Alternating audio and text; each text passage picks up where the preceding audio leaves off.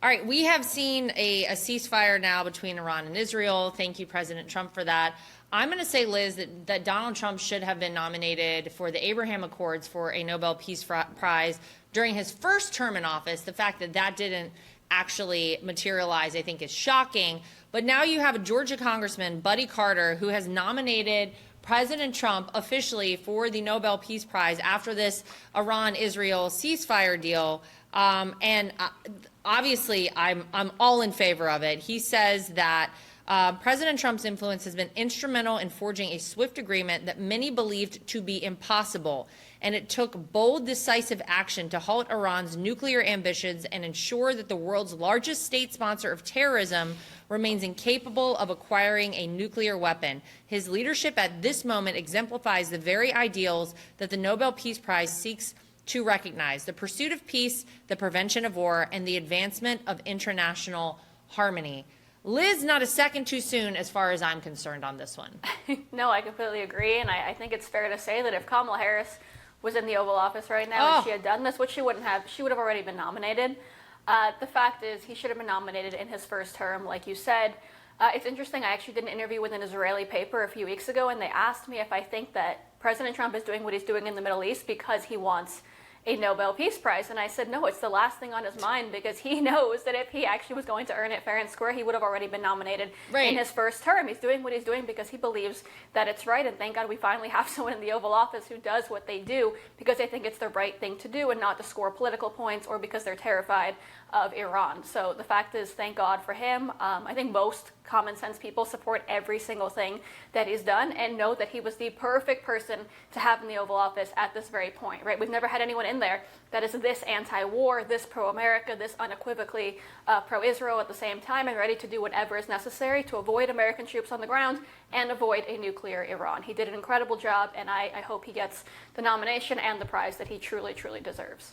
I think that a lot of people agree with that. You know, Alex, the funny thing was all of last week, though, the only talk was, were the nuclear sites actually hit the way that they were presented, obliterated, as President Trump said last week? Or are they still functioning? Or did Iran take, the enriched uranium out before the bunker buster bombs, 30,000-pound bombs, exploded there, and you had several of them back to back? President Trump believes that Democrats leaked this memo. He says the Democrats are the ones who leaked the information on the perfect flight to the nuclear sites in Iran. They should be prosecuted. I get it. I get, Alex, that inquiring minds want to know all the information, right? We have to wait for the intelligence to come back and really give us the grand scope of things. But I thought it was so fascinating that the immediate knee-jerk reaction from the legacy media was, oh, there was a problem with this. You had to have General Kane, the Joint Chiefs of Staff leader, to come out and talk about the fact that they dropped 6 of these bombs on Fordo, that, they functioned exactly as they were intended. He said the intelligence community grades the homework. We don't grade the homework. But here's what we know following the attacks on the strikes on Fordo. First, that the weapons were built, tested, and loaded properly. 2, the weapons were released on speed and on parameters. 3, the weapons all guided to their intended targets and to their intended aim points. 4, the weapons functioned as designed, meaning they exploded. So we know everything went, honestly, Alex, as perfectly as it could have gone. We clearly don't have all the answers, but I thought it was sad to see the way the media scrambled around, these folks in the legacy media scrambled around to try and downplay the success of this mission. Isn't that bad for our country? Aren't we trying to lead from a position of strength? Do we not want to wait to get all the intelligence in before they start dumping on this entire mission? Okay, so Israeli intelligence said it was obliterated. Okay, they have no incentive to lie about this because Benjamin Netanyahu's number one position, his number one task, his number one goal with his multiple administrations throughout his political career is protecting Israel from the threat of a nuclear Iran. That's his number one. Right. So they have no interest in saying the threat's been neutralized if it hasn't been neutralized. Okay, number 2. The UN, the IAEA, which is the UN's International Atomic Energy Administration, that looks at the nuclear proliferation, and they are an anti-Israel group, and they were out there saying, yeah, it looks like it was obliterated. So Trump comes out there and says, it's obliterated, completely obliterated. We destroyed it. We did the best obliteration. It was the greatest ever. And then what does the media say? No, you're wrong. So he's implying everyone's lying. Why? Lara, we know. They hate this country. They didn't want us to succeed. Trump proves them wrong time and time again, and that's exactly what happened with this case. They thought there was no way he could pull off a mission like this. There was no way he could do it quickly and get out and not start World War III, and he did exactly that, and they all beg in their face, and their last gasp of hope is to say, well, he was actually exaggerating how successful it was. It's so pathetic, and it just makes the rest of us who believed in President Trump and his vision here and his foreign policy in general over his 2 administrations, it makes us all just, we should all be celebrating doubly because of it.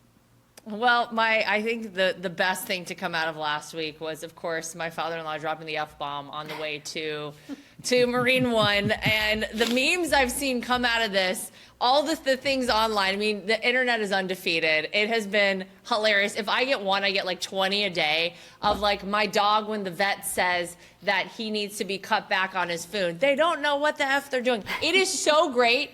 I just think it's fantastic. But by the way, no one else could have done this. Let's just be very clear about this. No one else, number one, would have had the guts to do this, because how many presidents before them said, oh, we can't allow Iran to have a nuclear weapon. We'll prevent it at all costs. Here we were probably weeks away from Iran, developing a nuclear weapon, and President Trump had an important decision to make. Do you go in there? And of course, it's a high stakes game. It's high risk, high reward. You hit them. You have to hope that the mission is successful. You hope that they go undetected, which our pilots did. They got in and out undetected. They hit these sites precisely. They say it was like the size of a washing machine that they had to hit from, I don't even know how many thousands of feet up in the air they were, right? These 30,000-pound bombs, one after the other, led on target. They got it directly as they should have. And then on the other side of that, you got to be a little diplomatic, right? You have to figure out how, after you do this, to not have any retaliation from Iran. Now, they tried to save face. And of course, they shot at our base in Qatar, and they retaliated to a certain extent on Israel. But to have both of those countries who have been at war for, thousands of years, essentially, actually come to a ceasefire, no one else could have done it other than President Trump. And I'll argue that his walk out to Marine One and that little blurb where some people were horrified by it is one of the reasons they're not trying to test this president. They know he means exactly what he says. They're not trying to mess with him. Dad is home. He's been off. You guys got punished. Don't do it again. That's the lesson of this entire thing.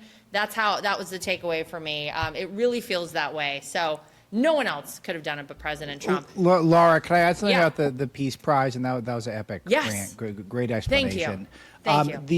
But Yasser Arafat did get it, and he's basically a terrorist, and Barack Obama got it for nothing. So the award doesn't mean much. But what Gandhi, did Obama get it for, by the way? Just for existing, for being super cool. Oh, come on. Okay. Yeah. And Gandhi never got it, so it's not exactly a award that has a lot of credibility to it. But that's it. Of course, Trump should get it. And if he doesn't, it's a great reveal about what that organization, the Nobel organization, is all about. Because they gave the award a few years ago to a group that was pushing for nuclear non-proliferation and got all these countries who are not actually threats to have nuclear power or to have nuclear weaponry that they would actually use to sign some treaty that they wouldn't get nuclear weapons. That group they were going to do it anyway. Yeah, they're going to do it anyway, and that group got a peace prize. So Trump is actually taking out a nuclear power without getting a scratch on anyone. No one got hurt at all, other than the bad guys. And it's one of these things where, of course, it's automatic. You would think, no, well, not if Trump did it, because everything Trump does is wrong. And that's the number one principle of the globalist community these days. He should get it for the targeting of these nuclear sites and the obliteration of the nuclear sites. I would actually argue as well he should get it for actually taking out, in a lot of ways, the strength and the wind in the sails of the number one state sponsor of terror in Iran. Right? These people have their proxies all over the Middle East. They've caused all kinds of chaos. They're the reason that Hamas had the ability to go into Israel on October 7th. Hezbollah, you go down the list, it's Iran. It all goes back to the same place. So Donald Trump, kind of knocking the wind out of them and saying, like, stop messing around, and we're putting you guys on notice. And by the way, there's a chance you see this, regime change in Iran. There's a huge moment to be had here, I think. So quite frankly, I would say he should get 2 Nobel Peace Prizes. But you're right, Alex. It's sort of like, who cares at this point? Because they're sort of worthless. If he doesn't get it, I think it completely destroys any credibility whatsoever that the Nobel Peace Prize had anyway going forward. For full shows, live and on demand, it's Salem News Channel.